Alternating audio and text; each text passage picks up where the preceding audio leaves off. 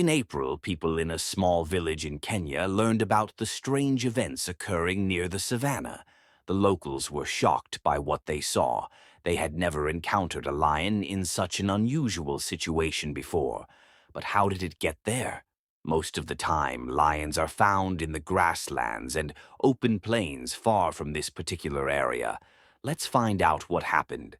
The lion must have become stranded after being carried away by strong river current or wandering too far from its pride. While searching for food, at some point the animal likely tried to return to familiar territory. But the vast landscape and obstacles made it impossible. This young predator was about to embark on an adventure that would change its life forever after days, or perhaps even weeks. The lion arrived in a strange place, vastly different from its homeland. The only thought in its mind was survival. Upon reaching the outskirts of a small town, it stood near the riverbank, scanning the area. It had traveled an astonishing 700 kilometers from its home, desperate for food. The lion repeatedly tried to hunt, but found nothing. The land was unfamiliar, and its climate was different from what the lion was accustomed to. Vegetation was sparse, and prey was scarce. The lion hesitated to approach the settlement, despite hearing the sounds of people from afar. Its keen sense of hearing picked up the bustling activity of the village. Typically, lions avoid human interaction, but this one was exhausted and famished. Though approaching the town was a risky decision, hunger drove it. Forward nearby, the lion noticed a large building and instinctively moved toward it, unbeknown to the animal.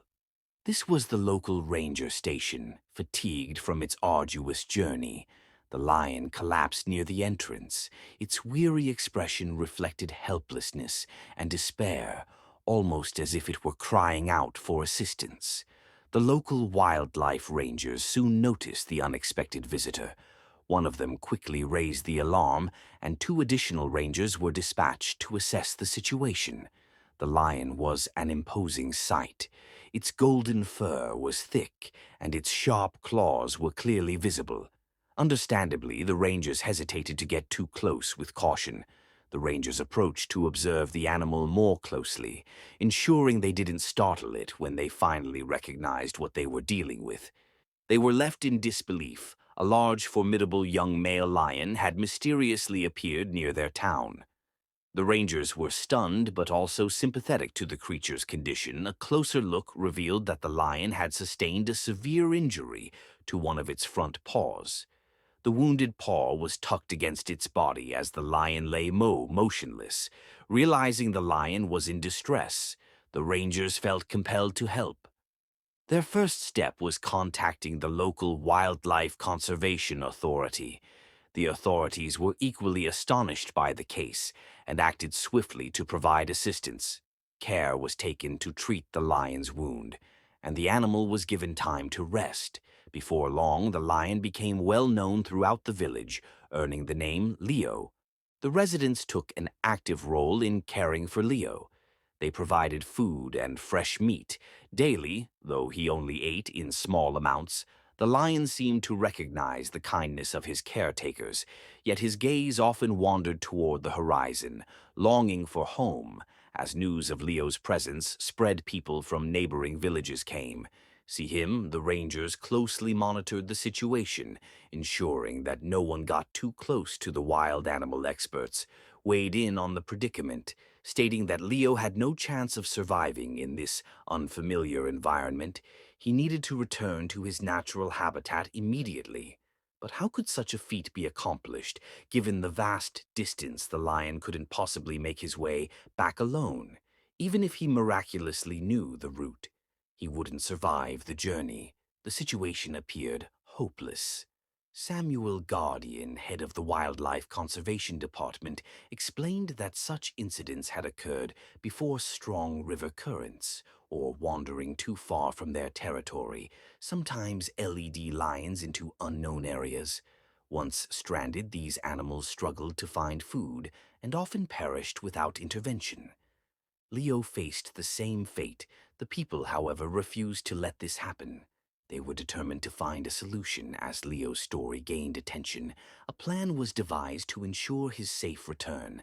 The office of Regional Governor Joseph Illich contacted Y. Andy Sheff, the Minister of Emergency Situations, requesting a helicopter for the mission. Meanwhile, Ranger David and his team constructed a special transport cage designed to hold the lions securely. The Kenyan Wildlife Service took on the operation, and 8 days after Leo's arrival, an air mission was launched to return him home.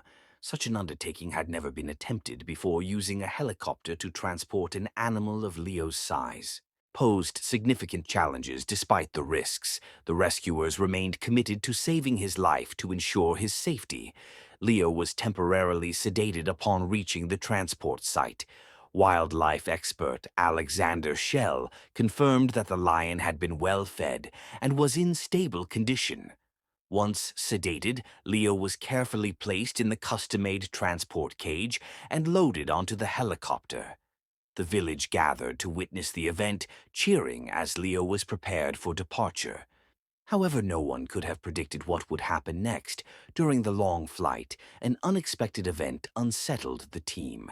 A sudden noise came from inside the cage. Leo had woken up instantly. Tension filled the aircraft. The rescuers were on high alert, fearing that any sudden movements might provoke the lion. Their biggest concern was that Leo might attempt to escape or shake the helicopter mid-flight, which could lead to disastrous consequences for everyone on board. Fortunately, Leo's demeanor remained calm. Though awake, he did not react aggressively or attempt to break free. Instead, he observed his surroundings with an inquisitive gaze. Government officials later reported that while the lion was clearly frightened, he maintained his composure throughout the journey. It was a testament to Leo's resilience and the careful planning of his rescuers. After what felt like an eternity, the helicopter finally reached its destination, the region where Leo was meant to be released. The crew landed, and with great anticipation, they opened the cage. At first, Leo hesitated, unsure of his surroundings.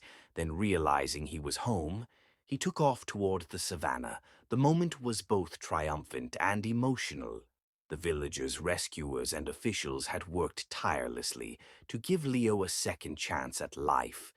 Months later, something remarkable happened. A severe drought had struck the village, leaving both people and wildlife struggling to find water and food. One evening, a herd of desperate elephants, driven mad by thirst, stormed toward the village in search of sustenance.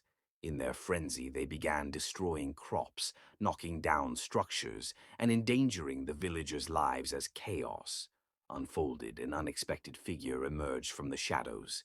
Leo the lion, now fully grown and powerful, charged fearlessly toward the elephants, roaring loudly. He confronted the massive beasts, standing his ground against them. His presence startled the elephants, causing them to hesitate, with strategic movements and intimidating growls. Leo successfully diverted the herd away from the village, leading them toward a nearby watering hole. The villagers watched in awe as their former guest became their savior after ensuring the safe of the people. Leo lingered near the outskirts of town. He had not forgotten the kindness shown to him. With one last glance at the villagers, he disappeared into the wilderness, leaving behind a legacy of gratitude and heroism. Leo's return was a powerful reminder that acts of compassion could forge bonds between humans and nature, even in the wildest of places.